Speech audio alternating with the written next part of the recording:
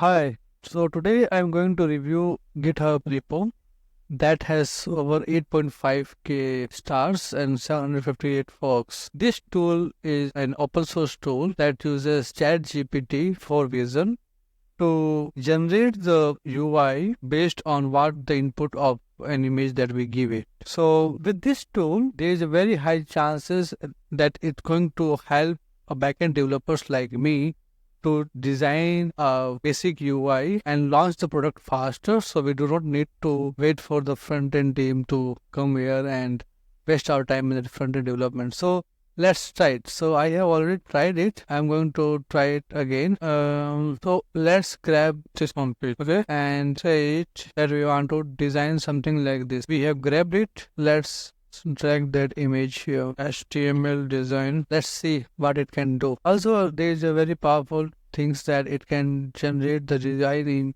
both HTML and GSA. So that's one more thing. Wow. I can see the reflection of the UI. This is not 100% accurate because there is no actually an image to be saved as, but this is what it can do. And this is one of the best things that anyone can have right now.